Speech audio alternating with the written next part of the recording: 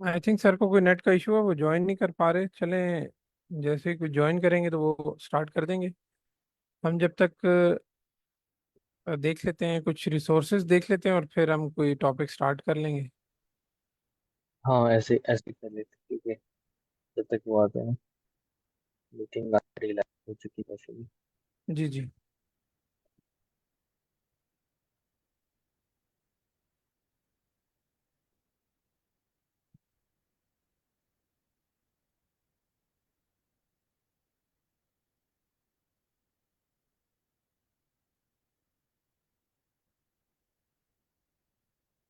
Screen visible है sir? जी, visible. अच्छा, ये ड्राइव हमने स्लैक में पिन भी की हुई है। पिन मैसेजेस में इसका लिंक है। और इधर से ही हम मटेरियल लेके चल रहे हैं प्रिपरेशन के लिए। इसमें अगर आप देखें तो ये एक जीआरई बुक्स का फोल्डर है। इसके अंदर आपको दिखाते हैं, एक मैनहट्टन बुक्स हैं और एक ईटीएस की बुक्स हैं। सबसे पहले हमने मैनहट्टन की बुक्स में ये सेकंड नंबर पे जो है, ये वाली foundation of GMAT maths, ये हमने कंप्लीट की है, जिसमें बेसिक कॉन्सेप्ट्स हैं। और इसके बाद आगे इससे ऊपर जो देखें, मैनहट्टन सिक्स स्ट्रेटजी गाइड्स हैं। इनको खोलें तो इसमें ये टोटल जो है ना, सिक्स बुक्स हैं क्वांट के लिए। जो स्ट्रेटजी 1 2 3 करके इन्होंने सिक्स गाइड्स लॉन्च की थी, जिनकी पिक्चर कुछ इस तरह है टाइटल्स की, ये वाली, जिसमें ये फर्स्ट अलजेब्रा के टॉपिक्स हैं, दूसरे में ये फ्रैक्शन और डेसिमल के चैप्टर्स हैं, थर्ड में ज्योमेट्री है, फोर्थ में फिर नंबर प्रॉपर्टीज हैं। इसी तरह ये वर्ड प्रॉब्लम्स है, जो हमने उसमें सेकंड लास्ट चैप्टर पढ़ा था। उसके बाद ये क्वांटिटेटिव कंपैरिजन और डाटा इंटरप्रिटेशन। और ये दो जो लास्ट गाइड्स हैं ना, ये वर्बल के लिए हैं, जो कि रिकमेंड नहीं करते हम कि ये आप बिल्कुल यहाँ से ना पढ़ें। तो ये फर्स्ट सिक्स जो है ना, ये सिर्फ पॉइंट के लिए हैं। जिसमें ये लास्ट गाइड जो है ये ज़्यादा इंपॉर्टेंट है, क्योंकि इसके जो डाटा इंटरप्रिटेशन या डाटा एनालिसिस के टॉपिक्स थे, ये उस बेसिक कॉन्सेप्ट वाली बुक में नहीं है। तो ये लाजमी करनी है आप लोगों ने। हम भी कोशिश करेंगे कि इसमें से जितने भी टॉपिक्स हम कवर कर सकें वो करें इस सेशन में।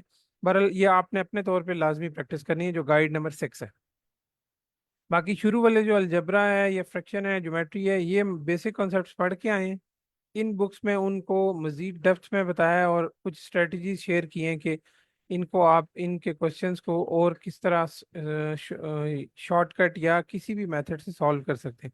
डिफरेंट मेथड्स हैं। तो आपको बेसिकली शॉर्टकट मेथड पता होना चाहिए ताकि आपका जीआरई में टाइम बचे। अब कल सर ने स्टार्ट किया था कोई परसेंटेज के हवाले से जनरल टॉपिक, और उस हवाले से वो आज क्वेश्चन डिस्कस करने थे हमने। लेकिन सर आई थिंक आज अवेलेबल नहीं है, तो हम देख लेते हैं फिर ये स्ट्रैटेजी गाइड नंबर 1 जो है, इसको हम थोड़ा सा आज देखते हैं। और इसमें कॉन्सेप्ट देखते हैं। अगर तो पुराने कॉन्सेप्ट ही हुए तो हम उसको जल्दी जल्दी पढ़ के आगे चलते हैं। ये बुक्स काफ़ी डिटेल में हैं, और इन बुक्स में जो प्रैक्टिस क्वेश्चन है वो बिल्कुल जीआरई की पैटर्न पे बने हुए हैं। तो आपको वो प्रैक्टिस करने से जीआरई के कुछ हद तक क्वेश्चंस का आइडिया हो जाता है कि क्वेश्चंस किस किस्म के आएंगे।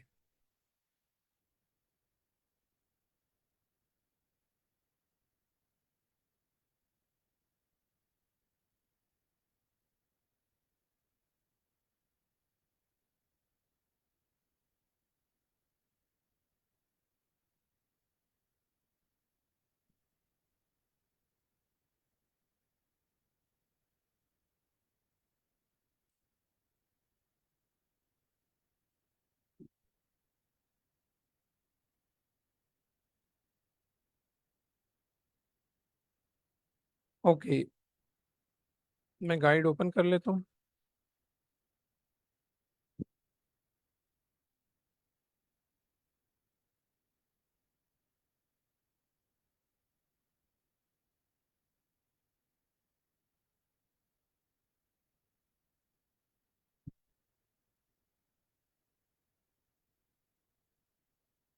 अच्छा, ये गाइड नंबर 1 है जो अलजबरा के टॉपिक्स पे है। इस पे इस तरह कुछ चैप्टर दिए हुए हैं। हर हर गाइड में इनका एक इंट्रोडक्शन चैप्टर है, जिसमें जस्ट इन्होंने जीआरई का इंट्रोडक्शन दिया है कि जीआरई टेस्ट किस तरह, क्योंकि ये गाइड्स थोड़ी पुरानी हैं, तो इनमें जो इंट्रोडक्शन दिया है वो पुराने जीआरई के मुताबिक है। तो ये इंट्रोडक्शन वाला चैप्टर आपने बिल्कुल नहीं पढ़ना, क्योंकि इसमें पैटर्न भी पुराना है। जो लॉन्ग जीआरई था जिसमें क्वेश्चंस भी ज़्यादा थे और सेक्शंस भी ज़्यादा हुआ करते थे, तो ये इंट्रोडक्शन के चैप्टर की हमें ज़रूरत नहीं है। उसमें जस्ट आपको एक मैं दिखा देता हूँ।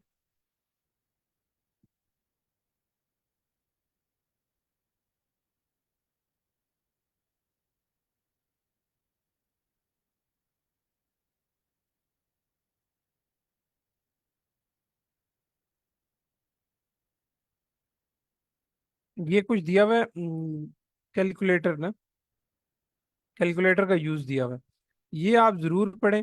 इसमें थोड़ा सा आपको आइडिया दिया हुआ है कि आप वहाँ पे कैलकुलेटर अगर यूज़ करें तो उसके साथ आप प्रैक्टिस कैसे कर सकते हैं, क्योंकि वहाँ पे बिल्कुल बेसिक सा कैलकुलेटर होता है। और उसको चलाने के लिए आपको अगर उसकी प्रैक्टिस ना हो तो वो आपका काफ़ी टाइम ले लेता है और टाइम ज़ाया हो जाता है उसमें।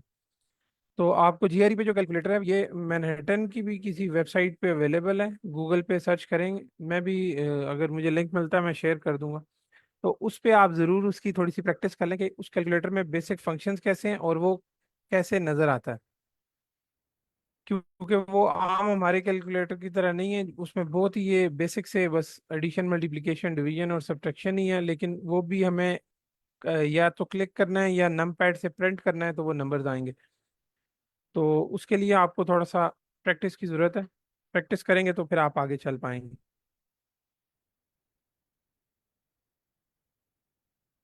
इसमें अब चैप्टर 2 हम देखते हैं।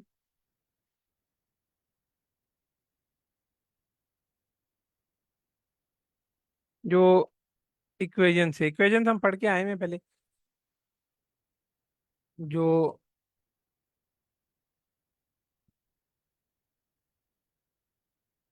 जिसमें लीनियर इक्वेशन पढ़ी थी, क्वाड्रेटिक इक्वेशन हमने पढ़ी थी, और उसके लिए लिहाज से जो डिफरेंट उसके फंक्शंस थे वो भी हमने पढ़े थे कि उनको वैल्यूएट कैसे कर सकते हैं, किन किन मेथड से, और अगर उनको सिंप्लीफाई करना है तो हम सिंप्लीफाई कैसे कर सकते हैं।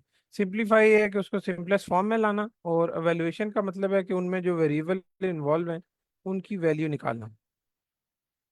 तो सबसे पहले तो हमें कोई भी अरिथमेटिक ऑपरेशंस हो या वो इक्वेशंस में हो, इनइक्वालिटी में हो, किसी भी एक्सप्रेशन में हो, तो हमें ये मैथ्स का रूल पता है, पेमडैस या बोर्ड मैथ्स भी कहते हैं, कि इस ऑर्डर को हम फॉलो करते हैं। इसको हम रिपीट नहीं करते। ये बहुत बेसिक सी चीज़ है और आई थिंक आपने अगर प्रैक्टिस की है तो आपको इसका अच्छे से आइडिया भी होगा। उसके बाद एक्सप्रेशन वर्सेस इक्वेशंस की बात है। मैं पता है कि एक्सप्रेशन क्या होती है और इक्वेशन क्या होती है। इक्वेशन में हमेशा इक्वल्स टू होता है और लेफ्ट साइड और राइट साइड एक दूसरे की इक्वल आ रही होती हैं। और जो एक साइड की अगर हम बात करें तो वो एक्सप्रेशन कहलाती है। ठीक है, कोई भी नंबर, कोई भी वेरिएबल इन्वॉल्व हुआ हो किसी चीज़ में भी, या सिर्फ कांस्टेंट वैल्यू भी हो तो हम उसे एक्सप्रेशन कहते हैं। मैथ्स में कुछ भी हम लिखते हैं तो उसे हम एक्सप्रेशन कह सकते हैं।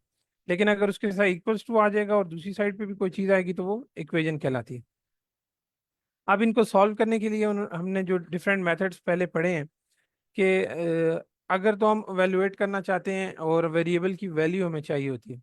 जैसे ये एक इक्वेशन है और इसमें से हमें अगर एक्स की वैल्यू चाहिए, तो इसके लिए बहुत सारी रूल्स हैं। जो प्रोसेस हम फॉलो करते हैं उसमें हम कोशिश करते हैं कि इस वेरिएबल को एक साइड पे इक्वेशन की आइसोलेट करें, जिसे हम आइसोलेटिंग अ वेरिएबल यहाँ लिखा हुआ है। और हमने पीछे पढ़ा भी था कि आइसोलेट हम फिर किस तरीके से कर सकते हैं। वो जो बोर्ड मैच के रूल हैं या पेम डैश के, उनके थ्रू हम इसके साथ जितनी भी टर्म्स होंगी बाकी उनको हम खत्म करते जाएंगे, दूसरी साइड पे शिफ्ट करते जाएंगे, और लास्ट में हमारे पास जस्ट वेरिएबल बचेगा।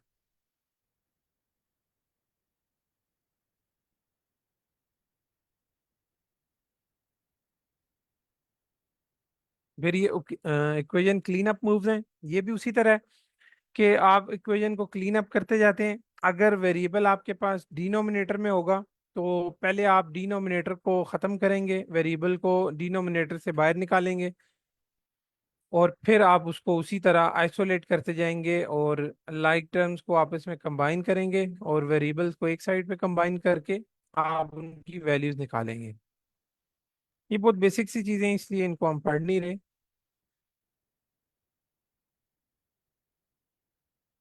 अच्छा, वो जो हमने बातें की वो स्पेसिफिकली थी कि अगर बस इक्वेशन में एक ही वेरिएबल इन्वॉल्व हो और आपने उसी को बस वैल्यूएट करना हो। अब आ गया कि अगर वेरिएबल दो इन्वॉल्व हैं, तो उसके लिए हम क्या करेंगे? उसके लिए फिर हमने दो मेथड्स देखे थे।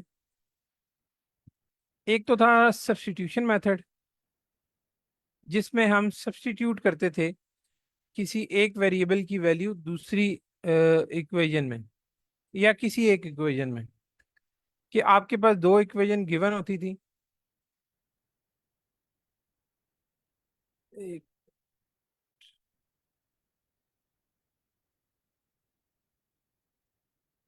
जैसे ये इक्वेशन है, ये इक्वेशन है। अब आपने वैल्यू वाई निकालनी है, तो इसमें आप सब्स्टिट्यूशन मेथड ऐसे लगा सकते हैं कि आप एक वेरिएबल की वैल्यू एक इक्वेशन से लेके दूसरे इक्वेशन में पुट करेंगे, तो आपके पास एक वेरिएबल की वैल्यू आ जाएगी। अब इसमें एक रूल हमने ये पढ़ा था कि जब भी दो वेरिएबल हो, दो वेरिएबल वाली इक्वेशंस हो दो, और आपको बताया हुआ हो एक वेरिएबल स्पेसिफिकली बताया हो कि इसकी वैल्यू आपने निकालनी है, तो आपने सबसे पहले आइसोलेट जो करना है ना, जिसकी वैल्यू आपने निकालनी है किसी भी इक्वेशन से, वो उसकी नहीं निकालनी जिसकी वैल्यू आपको चाहिए। आपने दूसरे को आइसोलेट करना है। मतलब अभी यहाँ पे हमें y की वैल्यू चाहिए, तो आपने यहाँ से x को आइसोलेट करना है। ठीक है, x को आप आइसोलेट करेंगे तो आपके पास y की वैल्यू आएगी। ठीक हो गया? जैसे भी आप यहाँ से देखें, आप अगर x की वैल्यू निकालते हैं तो ये y+2 आती है। ठीक है, और ये आप अगर इस y की जगह पुट करेंगे, तब आप यहाँ से x निकालेंगे ना, क्योंकि जब y की जगह ये वैल्यू पुट हो जाएगी, सॉरी, हाँ जी ठीक है, x की जगह ये वैल्यू पुट हो जाएगी, मैं y कह रहा था। तो आपके पास सारी जो इक्वेशन है वो y की फॉर्म में, y की फॉर्म खत्म हो जाएगी, जस्ट x की फॉर्म में आ जाएगी। तो आपके पास वैल्यू फिर निकलेगी उसकी। ठीक है, तो इसको भी हम यहाँ पे सॉल्व करते हैं ताकि क्लियर हो जाए।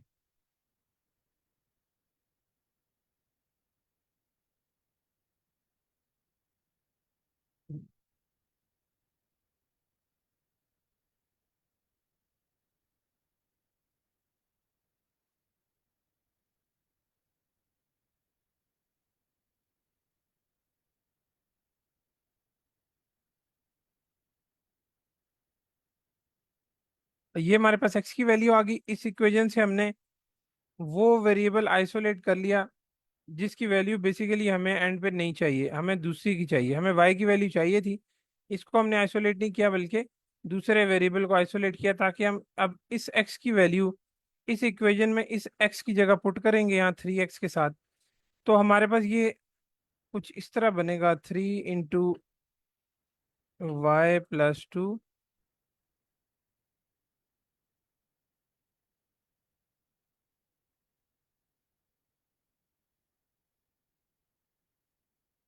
+y=10। अब इस इक्वेशन से आप डायरेक्ट y की वैल्यू निकाल सकते हैं। ये 3y+6 हो जाएगा, प्लस वाई है, =10।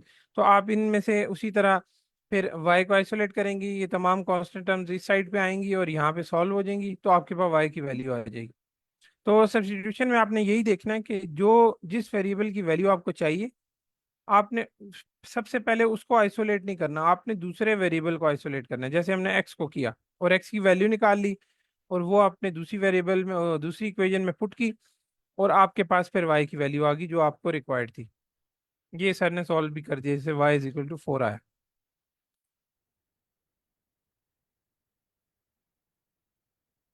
ओके, अब नीचे देखते हैं। दूसरा मेथड भी हमने इसमें एक पढ़ा था, आई थिंक, जिसमें हम इक्वेशंस को कंबाइन करके और कैंसल आउट करने के लिए कोशिश करते थे कि अगर आप इन दोनों इक्वेशंस को कंबाइन करें, वो वैसे क्वाड्रेटिक में हमने ज़्यादा देखा था, जिसमें जीरो को इक्वल करके और फिर हम दोनों इक्वेशंस को ऐड या लेस करके एक वेरिएबल को कैंसिल करते थे और दूसरे वेरिएबल की वैल्यू निकाल लेते थे।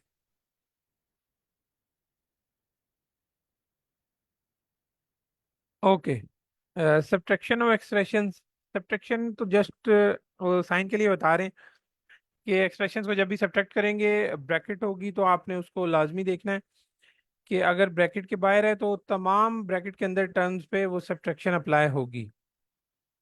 ये तो जस्ट बेसिक सा कॉन्सेप्ट है। अच्छा, fraction bars as grouping symbol.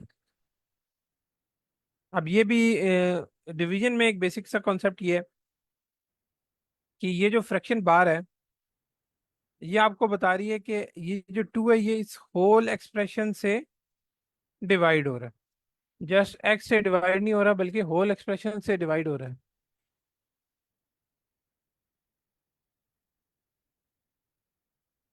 इसी तरह यहाँ 2x-1 है तो इसमें भी ये टू जो है ये होल एक्सप्रेशन से डिवाइड हो रहा है, मतलब किसी सिर्फ 2x से या सिर्फ -1 से डिवाइड नहीं हो रहा ये चीज।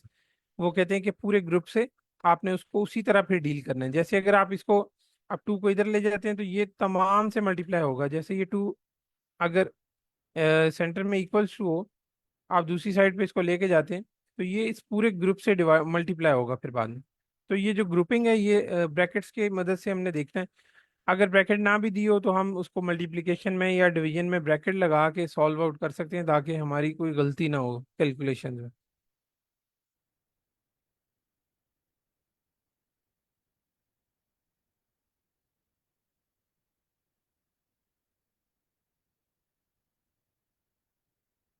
अभी वो बोर्ड मैथ्स को अप्लाई करते हुए इन्हीं को देखा है कि ग्रुपिंग कैसे करते हैं या सॉल्व आउट कैसे करते हैं। थोड़ा सा देख लें कि ये जैसे अब ये इक्वेशन है, इसमें अगर बोर्ड मैथ्स को आप देखें तो सबसे पहले ब्रैकेट्स आएंगी और ब्रैकेट के अंदर 5 - 8 है तो आप इसको सॉल्व आउट करेंगे और फिर ब्रैकेट ओपन होगी तो ये 10 से मल्टीप्लाई हो जाएगा और फिर वो -7 से सॉल्व आउट होके ये -37 आपके पास आता है। ठीक है, तो बोर्ड में इसके through ये तमाम कैलकुलेशंस होती हैं। ये बहुत सिंपल करके वही जो हमारे कॉन्सेप्ट से उनकी प्रैक्टिस ही हो रही है बेसिकली। ये स्ट्रेटजी गाइड ज़्यादातर आपको इतनी प्रैक्टिस करा देंगी कि आपकी फिंगर टिप्स पे हो जाएंगे। और इसमें क्वेश्चंस बहुत थोड़े थोड़े हैं, प्रैक्टिस क्वेश्चन जो हैं तो वो रिकमेंडेड यही है कि आप सारे किया करें। जैसे मैं इसमें टोटल 11 क्वेश्चन है, 11 या 15 मैक्सिमम क्वेश्चन है हर चैप्टर के साथ। अब आगे क्वाड्रेटिक इक्वेशन कि अगर पावर टू हो तो फिर हम क्या करेंगे। क्वाड्रेटिक के बारे में भी हमने काफ़ी उधर कॉन्सेप्ट्स पढ़े थे। आप क्वाड्रेटिक में एक तो हमें ये पता होता है कि नॉर्मली हमारे पास क्वाड्रेटिक में दो वैल्यूज आ रही होती हैं।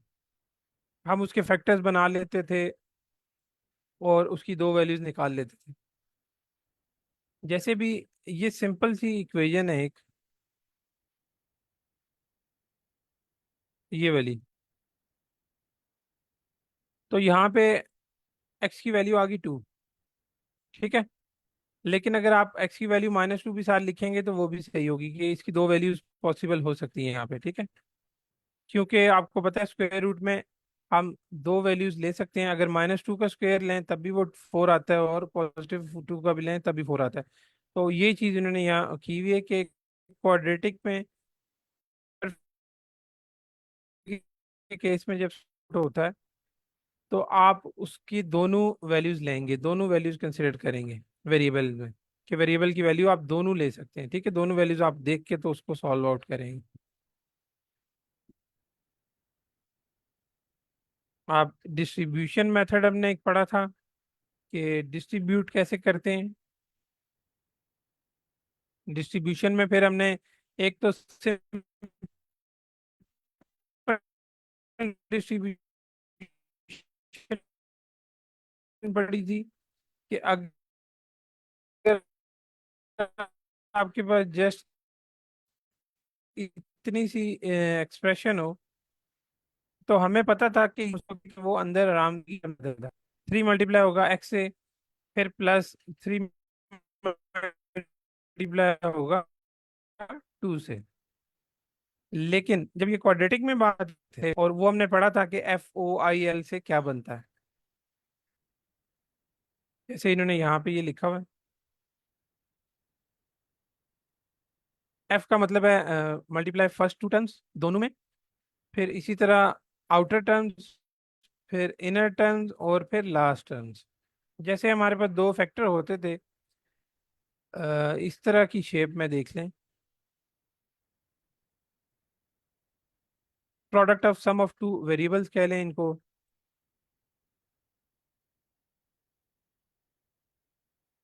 एक-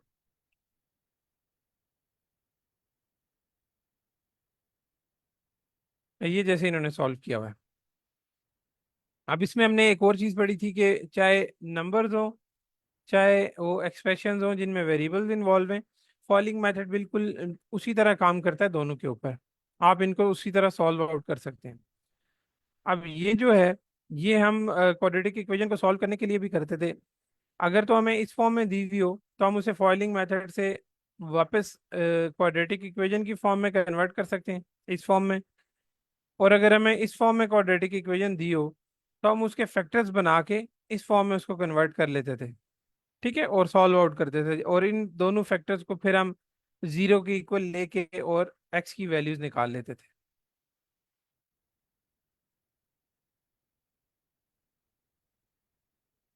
ये फैक्टरिंग का जो इन्होंने बताया है। अब क्वाड्रेटिक सॉल्व करने के लिए सबसे बेसिक रूल ये था कि हम इक्वेशन को सबसे पहले जीरो के इक्वल करते थे, तमाम टर्म्स को एक साइड पे रखा और उसको जीरो के इक्वल कर लिया।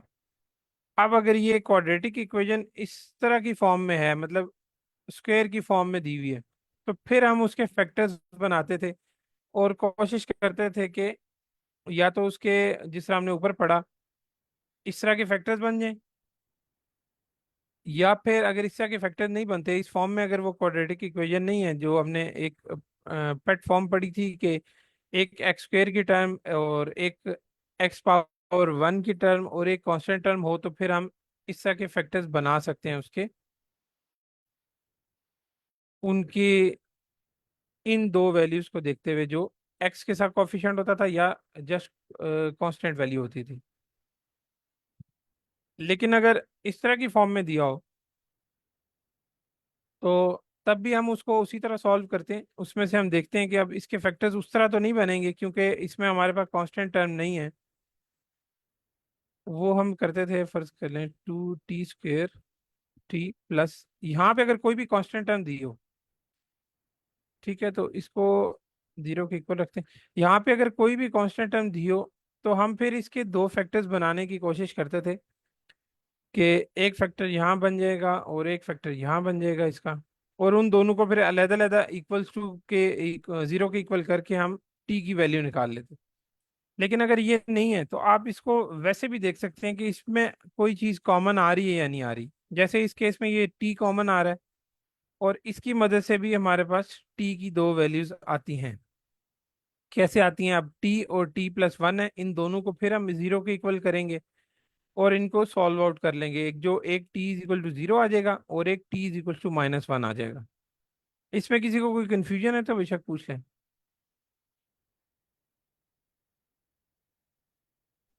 क्लियर है सर। ठीक है, ये सारी चीज़ें हमने उधर पढ़ी हुई हैं, इसलिए हम जल्दी जल्दी इसको बस ख़त्म करें।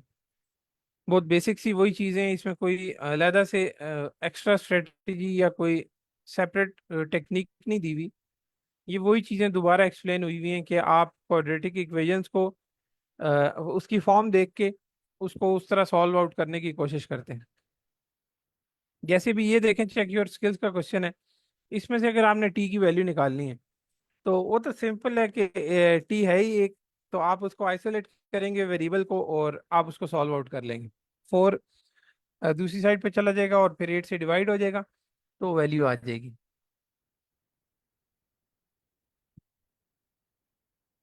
अभी ये देख लें, ये क्यूब की फॉर्म में हम ये भी देखते थे कि अगर पावर क्यूब की फॉर्म में होगी तो फिर हम उसको कोशिश करते थे कि वो पहले क्वाड्रेटिक में हम कन्वर्ट कर लें, और जब वो क्वाड्रेटिक में कन्वर्ट हो जाती थी तो फिर हम उसको क्वाड्रेटिक वाली टेक्निक से सॉल्व आउट करते हैं। जैसे इसको आप अगर इस तरह लिख लें, एक्स क्यूब को पहले लिख लेते हैं हम,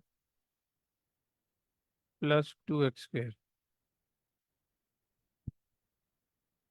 अब इसमें से देखें कि कॉमन क्या आ सकता है। कोई बताएगा इसमें से क्या कॉमन हम लें? Sir 2x² two common x ले स्क्वायर सकते हैं। 2x² कॉमन ले सकते हैं। 8x+1 आ जाएगा। यहाँ 8x आ जाएगा और यहाँ 1 आ जाएगा। अब ये देखें, ये लीनियर इक्वेशन बन गई। इसको भी हम जीरो के इक्वल लेके सॉल्व आउट करके एक्स की वैल्यू ले सकते हैं, और इसको भी अगर हम जीरो के इक्वल लेते हैं तो आई थिंक यहाँ से तो मैम जीरो ही आएगा ना आंसर।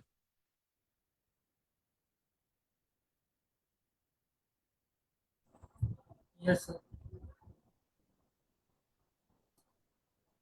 इसका आंसर में हाँ देख लेते हैं ताकि हमें थोड़ा सा आइडिया हो जाए। एक आंसर आएगा x=0, एक आंसर आएगा x=-1 हो जाएगा। जी सर, मैं चेक कर लेता हूँ। 6।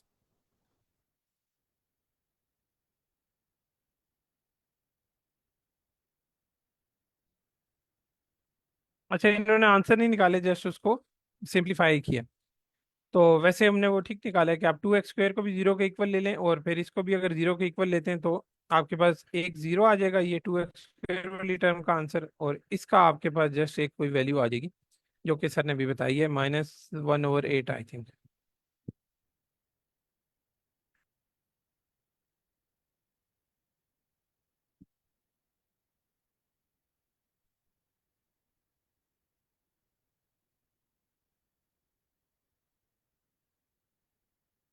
अब जो चीज़ हम ऊपर पढ़ के आए हैं कि हम उसको जीरो के इक्वल करके और फिर सॉल्व करते थे, वो चीज़ इन्होंने अभी इधर डिफाइन की है। ऊपर जस्ट सिंप्लीफिकेशन बताई है और उसके बाद उसको यहाँ सॉल्व आउट करना बताया है कि पहला स्टेप आप क्वाड्रेटिक में उसको जीरो के इक्वल करते हैं, और फिर अगर फैक्टर्स बन सकें या फैक्टर ना बने तो आप कुछ कॉमन ले सकें।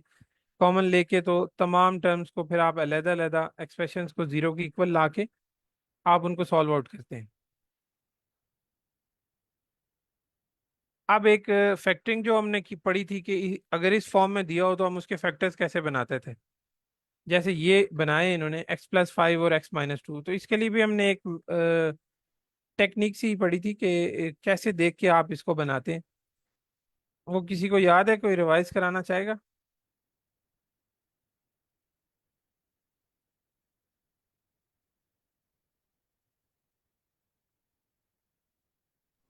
सर इनकी फैक्टरिंग करते हैं। जी जी, फैक्टरिंग। अगर इसके हम फैक्टर्स बनाना चाहें तो हम कैसे देखते थे कि इसके फैक्टर्स क्या बन सकते हैं? सर ये हम जो देखते इन्होंने थे कि बनाए हैं, जी इनको बताएं। जो हमारे पास फैक्टर जो 10 के बनाने हैं उनको मल्टीप्लाई उनको ऐड करके 3 आना चाहिए। बिल्कुल सही है। और अगर हमें साइन भी देखने होते हैं, अगर इसके साथ 10 के साथ माइनस होगा तो फिर हम जो फैक्टर है इधर 3x बने इसका साइन भी देखना होता था कि अगर इनको ऐड करके प्लस आना चाहिए और जो 10 है वो -10 ना बनना चाहिए। ये हम साइन भी देखते हैं।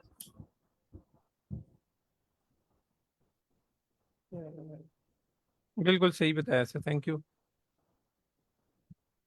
अच्छा, इसके लिए सबसे पहले तो हम ये x² की टर्म देखते हैं। तो इसके लिए अब फर्ज कर लें ये हमने दो फैक्टर इस तरह बनाने हैं। तो x² की टर्म को देखा, अगर तो ये जस्ट एक वेरिएबल ही है जिसका स्क्वायर है, तो आप उस वेरिएबल को इस तरह लिख देते थे। ठीक है, जैसे यहाँ पे इन्होंने ये x और x लिखा हुआ है। अब हमें चाहिए दूसरी टर्म। तो इसके लिए हम फिर थोड़ा सा ये जो सर ने तरीका बताया उसको देखते हैं कि ये जो कांस्टेंट टर्म है, कोई भी ऐसा मल्टीपल जिनको दो नंबर्स जिनको आपस में मल्टीप्लाई करके साइन के साथ -10 आए, और अगर उनको हम ऐड या सब्ट्रैक्ट करें तो वो +3 आंसर आना चाहिए। ठीक है, तो वो जैसे इधर अभी गिवन भी है हमें 5 और -2 है। अगर आप 10 के मल्टीपल लिखे ना, हम मल्टीप्लिकेशन में ये कहते होते थे कि सबसे पहले आप जो कांस्टेंट टर्म है ये 10, इसके मल्टीपल देख लें कि पॉसिबल मल्टीपल्स क्या क्या हैं। एक तो 1 से स्टार्ट करें तो 1 10 फिर 2 5 और 5 2, और एक फिर 10 और 1 आ जाएगा लास्ट में। तो ये चार मल्टीपल्स ही बनते हैं। तो अब इनको ऐड या सब्ट्रैक्ट करने से हमारे पास 3 नहीं आ सकता, पॉसिबल नहीं है, या 10 और 1 हो तब भी पॉसिबल नहीं है। तो ये सेंटर वाले जो 2 और 5 और 5 और 2 हैं, इन्हीं का हमें पता है कि अगर इनको हम जिस तरह भी करें तो ये 3 आ सकता है, पॉसिबल है, क्योंकि इनका डिफरेंस 3 है। अब हमने ये तो हमें पता चल गया कि 5 है और एक 2 है। आप इनको किसी भी तरीके से लिख सकते हैं, मतलब 2 पहले वाली में लिख लें, 5 बाद में लिख लें, मतलब इनका कोई भी ऑर्डर हो सकता है कि यहाँ पे आप 5 लिखें या 2 लिखें, ये कोई फर्क नहीं पड़ता, और दूसरा आप इधर लिख दें। अब इधर हमने साइन देखना है कि यहाँ साइन क्या आएगा और यहाँ क्या आएगा।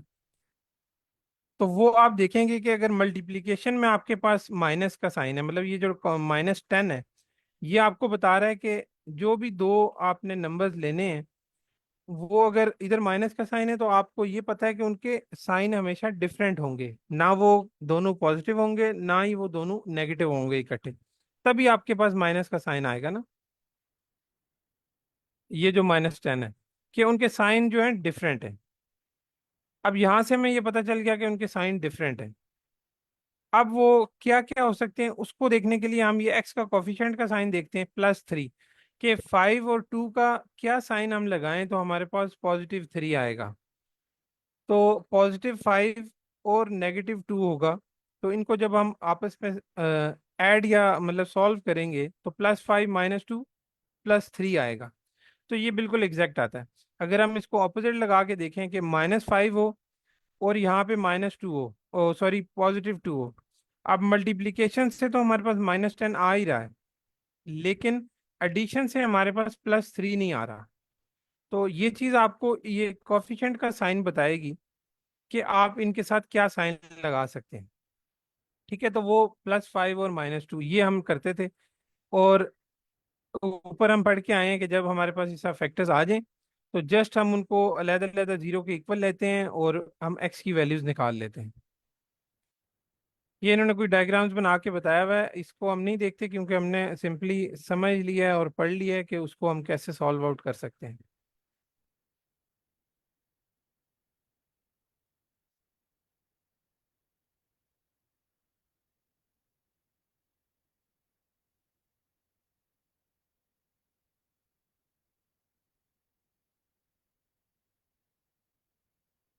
अब ये उसी चीज़ को सॉल्विंग है कि आप इसको सॉल्व आउट कैसे कर सकते हैं। ये भी आई थिंक वही चीज़ है, सिर्फ आपने इसमें स्टेप्स फॉलो करने हैं जो क्वाड्रेटिक को सॉल्व करने के हैं। सबसे पहले आपने तमाम टर्म्स को एक साइड पे रखना है और उसको इक्वेशन को जीरो के इक्वल कर देना है। ठीक है, अगर वो इस फॉर्म में टर्म दी हुई है, मतलब इक्वेशन की दोनों साइड्स पे वैल्यूज हैं, तो आपने एक साइड पे आइसोलेट करनी है तमाम वैल्यूज और उसको जीरो के इक्वल करना है। उसके बाद आपने देखना है कि उसके फैक्टर्स बन सकते हैं या नहीं। अगर तो वो इस फॉर्म में कांस्टेंट टर्म भी मौजूद है और ये लीनियर और क्वाड्रेटिक टर्म भी मौजूद है तो आप इसके फैक्टर्स बना सकते हैं। अगर आपके पास जस्ट दो टर्म्स हैं तो आप उसमें से फिर देखते हैं कि कुछ कॉमन आ सकता है या नहीं। कॉमन लेके भी डायरेक्ट आपके पास उसी तरह जिस तरह ऊपर हमने टी कॉमन लिया था, तो आपके पास अलग अलग वैल्यू आ जाएंगी और आप उनको डायरेक्ट पे जीरो के इक्वल करते हैं और आप उनको सॉल्व कर लेते हैं। ये 3 से 4 स्टेप्स हैं क्वाड्रेटिक को सॉल्व करने के।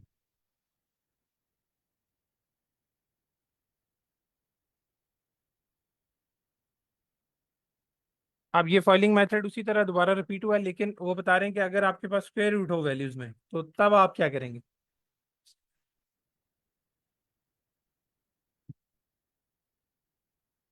वैसे तो फॉइलिंग मेथड वैल्यूज कोई भी हो, फॉइलिंग मेथड उसी तरह अप्लाई होता है। हमने देखा था ऊपर के वेरिएबल्स हों या नंबर्स हों, फॉइलिंग मेथड सेम अप्लाई होता है। ये जिस तरह FOI और L, ठीक है, तो फर्स्ट टर्म्स मल्टीप्लाई होंगी, आउटर टर्म्स, इनर टर्म्स और लास्ट टर्म। लेकिन हमने कुछ क्वाड्रेटिक के चैप्टर के एंड पे ना 3 शेप्स देखी थी, जो 3 फॉर्मूलाज थे बेसिकली, कि आप उनकी मदद से भी अगर उस शेप में आपके पास कोई वैल्यूज दी हुई हैं तो आप डायरेक्ट उसको उस शेप में लिख सकते हैं। जैसे एक शेप ये वाली थी कि आपके पास यहाँ पे जो वैल्यू है वो इसके इक्वल हो, यहाँ जो वैल्यू वो इसके इक्वल हो, और जस्ट उनके सेंटर में साइन डिफरेंट हो, एक माइनस वाला हो एक पॉजिटिव वाला हो। तो इसको आप फर्स्ट टर्म का स्क्वायर, अगर आप यहाँ ए लिख देते हैं 8 की जगह, तो ए का स्क्वायर -b का स्क्वायर, ये बेसिकली फार्मूला है अलजबरा का, कि ए स्क्वायर -b स्क्वायर का ये फार्मूला है। तो आप इसको इस फॉर्म में भी लिख सकते हैं, या अगर आपके पास इस फॉर्म में एक चीज़ दी हुई है तो आप उसको इस तरह भी लिख सकते हैं, ए माइनस बी इंटू ए प्लस बी। ठीक है, इसी तरह दो और फॉर्मूला थे जो हमने उधर पढ़े थे, ए प्लस बी होल स्क्वायर और ए माइनस बी होल स्क्वायर। अगर ये क्लियर है फॉर्मूला तो फिर हम आगे चलते हैं।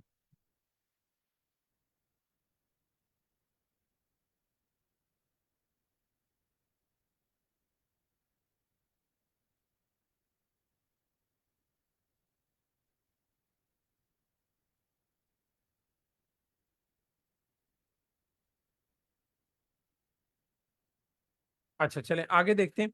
अब वन सोल्यूशन क्वाड्रेटिक, वो ये कह रहे हैं कि क्वाड्रेटिक में जरूरी नहीं कि दो आंसर ही आए, एक आंसर भी आ सकता है। जैसे अगर दोनों फैक्टर्स का सेम आंसर आ रहा है तो वो एक ही आंसर कंसिडर होता है।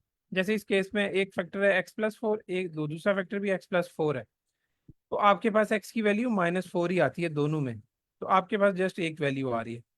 और ये उसी फॉर्मूले को देख लें जो ऊपर मैंने बात की थी a+b होल स्क्वायर का।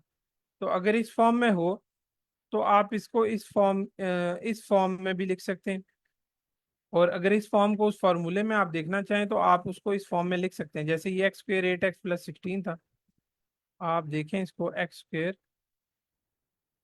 प्लस 8x+16, आप इसको इस तरह भी लिख सकते हैं ना, x² +2 इंटू 4 इंटू x +4 का स्क्वायर। अब ये बेसिकली उस फॉर्मूला की शेप में मैंने लिखा है कि अगर आपके पास, इसको आप अब इस फॉर्मूला की मदद से x+4 होल स्क्वायर ये लिख सकते हैं। अगर आप इसको देखें a+b होल स्क्वायर है, तो a² + 2ab+b², ये उसी फॉर्मूला की ओपन फॉर्म है जो कि इसके इक्वल है। तो आप इसको डायरेक्ट इस फॉर्म में लिख सकते थे बगैर फैक्टर बनाए ये वाले, अगर आपको वो फॉर्मूला याद है। और जब ये आ गया तो आपने दोनों तरफ रूट लिया, ये स्क्वायर खत्म हो गया, x+4 = 0 आ गया और आपके पास x की वैल्यू -4 आ गई। ठीक है, तो ये तरीका भी है, आप फैक्टर्स भी बना सकते हैं और डायरेक्ट अगर फॉर्मूला की शेप में दिया हुआ है वो जो तीन फॉर्मूले हमने देखे, एक x² - y², एक x² प्लस x+y या x+1 या कुछ भी आप कह सकते हैं a+b का होल स्क्वायर, और एक माइनस के साथ ये फॉर्मूला।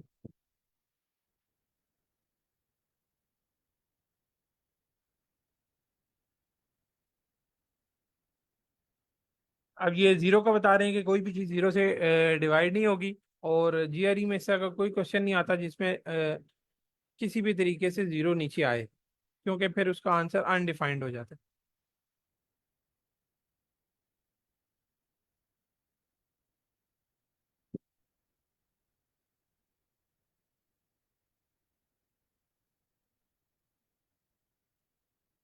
इन फॉर्मूलाज की मैंने बात की थी जो स्पेशल प्रोडक्ट्स के नाम से इस बुक में, कि आपके पास ये फॉर्मूला है और दूसरा ये और तीसरा ये x+y का होल स्क्वायर, x-y का होल स्क्वायर, और ये x-x² - y²। तो इस शेप में अगर आपके पास अगर इस शेप में आपके पास वैल्यू हो तो आप डायरेक्ट इस शेप में लिख सकते हैं, अगर इस शेप में वैल्यू हो तो आप उसको इस तरह सॉल्व आउट करके भी लिख सकते हैं। अब वो क्वेश्चन पे है कि आपके क्वेश्चन में आपने उसको सॉल्व किस तरफ लेके जाना है, मतलब आंसर से पता चलेगा या क्वेश्चन में जो आपको इंस्ट्रक्शन दी हुई है उसके मुताबिक आपको पता चलेगा कि उसको आपने सॉल्व कैसे करना है।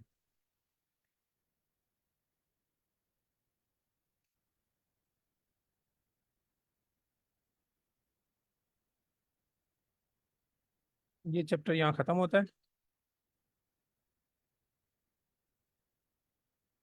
आगे इनइक्वालिटीज और एब्सोल्यूट वैल्यू आ गई कि इक्वेशंस के बाद मैथ्स में इनइक्वालिटीज भी होती हैं और कुछ एब्सोल्यूट वैल्यूज, और इनके बारे में भी हमने बड़ी डिटेल में वहाँ पढ़ा था कि इनको हम कैसे सॉल्व आउट करते हैं।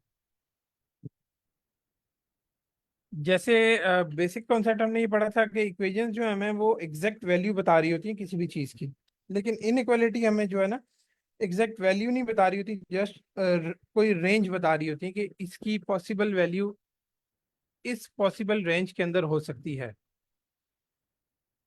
ठीक है, तो इसमें एग्जैक्ट आपके पास वैल्यू नहीं आती, इसीलिए इसका नाम है इन इक्वल, कि आप एग्जैक्ट इक्वल टू नहीं लगा के बता सकते कि ये इसके इक्वल है, बल्कि आप एक रेंज बताते हैं कि ये इसकी या इस वेरिएबल की वैल्यू इस रेंज के अंदर हो सकती है, या इस एक ग्रुप ऑफ नंबर्स या वैल्यूज के अंदर पॉसिबल है कि इसकी वैल्यू होगी।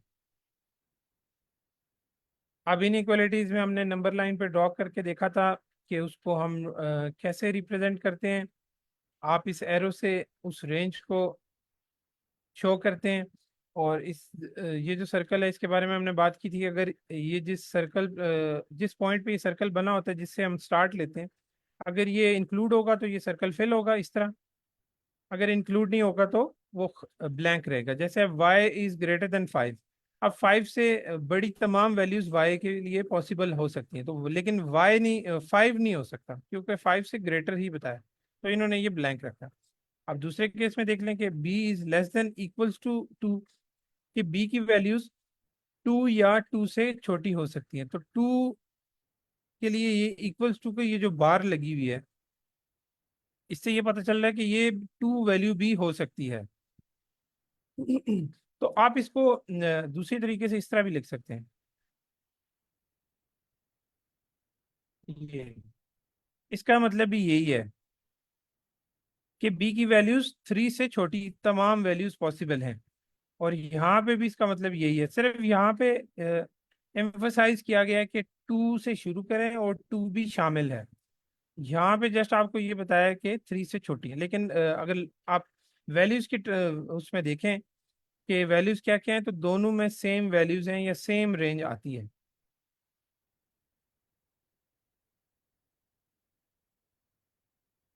अच्छा, ये जैसे उसको है, अब नंबर लाइंस को सॉल्व कर, इसको इनइक्वालिटीज को सॉल्व करने के लिए कुछ चीज़ें हमने देखी थी। जैसे एक हम जो रूल यूज़ करते थे कि इक्वेशंस में, कि आप लेफ्ट साइड पे जो चीज़ अप्लाई करते हैं वही राइट साइड पे अप्लाई करते हैं। अगर किसी को उसका नाम याद है तो बता दें, मैं भूल गया हूँ। Golden rule. जी, गोल्डन रूल। तो वही रूल जो है ना, आप इनइक्वालिटी पे भी अप्लाई करते हैं। जस्ट हमने उसकी कुछ लिमिटेशंस देखी थी माइनस साइन के साथ, कि अगर कोई चीज़ आप माइनस में मल्टीप्लाई कर रहे हैं या डिवाइड कर रहे हैं, तब इनइक्वालिटी का साइन फ्लिप हो जाता था। अदरवाइज आप तमाम उसकी जो इम्प्लीकेशन है गोल्डन रूल की, वो इक्वेशंस की तरह इनइक्वालिटीज पे भी अप्लाई कर सकते हैं।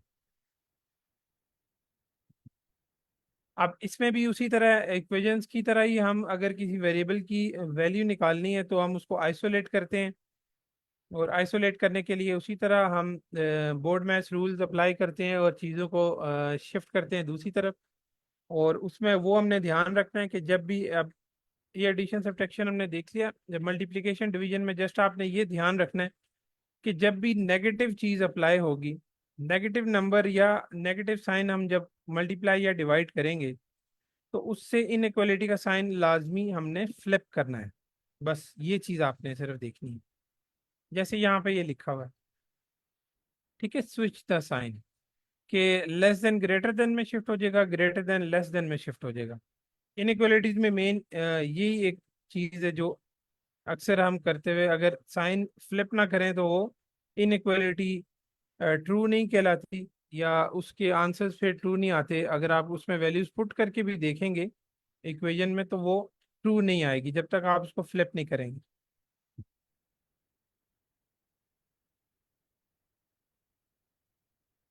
इसके बाद आ जाता है एब्सोल्यूट वैल्यू। एब्सोल्यूट वैल्यू के बारे में हमने ये पढ़ा था कि एब्सोल्यूट वैल्यू आपको नंबर लाइन पे किसी भी नंबर का डिस्टेंस बता रही होती है कि वो ओरिजिन से कितना दूर है। जैसे आप यहाँ पे देखें, अब ये ओरिजिन है 0, और ये 5 नंबर अगर है, अगर हम इसकी एब्सोल्यूट वैल्यू देखना चाहते हैं तो हम देखेंगे कि उसका 0 से फासला कितना है। ठीक है, कितने पॉइंट वो 0 से दूर है, तो यहाँ पे डिस्टेंस आ रहा है 5। अब एब्सोल्यूट वैल्यू में ये चीज़ बताने के लिए या समझाने के लिए इसलिए ज़रूरी है क्योंकि डिस्टेंस तो 0 से जो है ना किसी भी डायरेक्शन में हो सकता था ना। ये आप 2D शेप कह लें सिर्फ, कि राइट लेफ्ट ही है सिर्फ, जीरो से फासला। तो आप इस तरफ अगर 5 पॉइंट्स मूव करें तो ये 5 आ जाता है। अगर आप लेफ्ट साइड पे मूव करते हैं 5 पॉइंट ही, तो आपके पास यहाँ -5 आ जाता है। अब इस -5 का और इस +5 का डिस्टेंस तो 5 ही है जीरो से। यहाँ से भी जीरो से फासला 5 है, यहाँ से भी जीरो का फासला 5 है। तो अगर तो 5 होगा तो उसका जो डिस्टेंस है वो 5 ही कहलाता है। जैसे ये इन्होंने एक्सप्लेन किया कि अगर आप -5, ये अभी आपको मैं एब्सोल्यूट में लिख के बताता हूँ फिर आपको समझ आ जाएगा कि इसका फासला 5 है। ठीक है, ये जो -5 की वैल्यू मैंने लिखी है एब्सोल्यूट में, अगर आप +5 की वैल्यू लिखें, +5 का एब्सोल्यूट लें, तो उसका डिस्टेंस भी 5 है। अब ये देखें दोनों का डिस्टेंस 5 ही है, ये भी 5 है, ये भी 5 है। मतलब कहने का ये है कि अगर आप -5 को देखें तब भी उसका डिस्टेंस ओरिजिन से जीरो से 5 है, और अगर +5 को देखें तो उसका डिस्टेंस भी 5 ही है। तो इसीलिए कहते हैं कि जब भी एब्सोल्यूट के अंदर नेगेटिव साइन होता है, ठीक है, तो वो हमें पॉजिटिव वैल्यू ही देता है। इस कांस्टेंट टर्म्स है, जब ये कांस्टेंट ही होगा, जैसे ये कांस्टेंट है -5, तो हम इसकी वैल्यू अगर लेते हैं, इसको एब्सोल्यूट खत्म करते हैं, तो हमारे पास जस्ट पॉजिटिव वैल्यू आ जाती है। ठीक है, 5। जैसे -5 का एब्सोल्यूट भी 5 आता है, +5 का एब्सोल्यूट भी 5 आता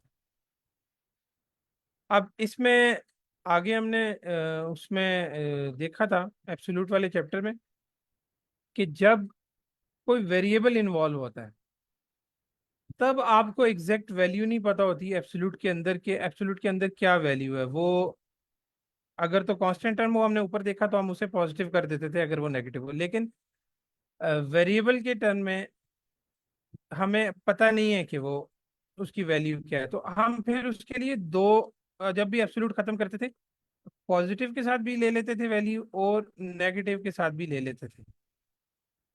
अब यहाँ पे एक चीज नोट करने वाली है कि हमने ये जो नेगेटिव साइन है ये एब्सोल्यूट वाली टर्म के साथ ही लिखना है, क्योंकि हमें पता है कि दूसरी तरफ तो डिस्टेंस लिखा हुआ है और डिस्टेंस कभी नेगेटिव होता नहीं है, वो दोनों केस में हम पॉजिटिव ही लिखते हैं। तो ये -5 हम इस तरफ लिखते हैं। अब यहाँ से y की वैल्यू निकालनी हो तो इस -1 से दोनों को मल्टीप्लाई करेंगे तो आपके पास ये -3 आ जाएगा। तो एक वैल्यू आपके पास 3 आ गई, एक वैल्यू आपके पास -3 आ गई। ठीक है, इसमें किसी को कोई कंफ्यूजन तो नहीं? No, sir. ठीक है, और दूसरे लफ्जों में अगर आप इसको देखें कि ये एब्सोल्यूट हमसे क्या, हमें क्या बता रहा है, वो ये बता रहा है कि ओरिजिन से 3 का डिस्टेंस है उस वैल्यू का जो y की हो सकती है पॉसिबल। तो नंबर लाइन पे आप देखें, यहाँ 0 है अगर, तो 3 डिस्टेंस पे इस तरफ +3 है और इस तरफ -3 है, दोनों का डिस्टेंस 3 है ना ओरिजिन से। तो y की दो पॉसिबल वैल्यूज आप यहाँ से भी बता सकते हैं कि एक पॉसिबल वैल्यू -3 है, एक पॉसिबल वैल्यू 3 है। और दूसरा तरीका ये है कि आप इसको एब्सोल्यूट ख़त्म करें और दोनों टर्म्स को दो इक्वेशन में लिख के आप दो वैल्यूज निकाल सकते हैं।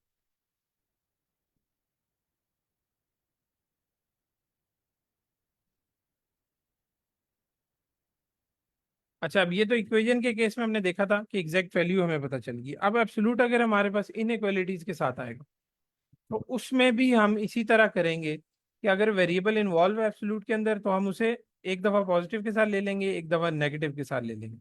लेकिन नेगेटिव वाले में हमने ये फिर ध्यान रखना है कि जब भी नेगेटिव चीज़ से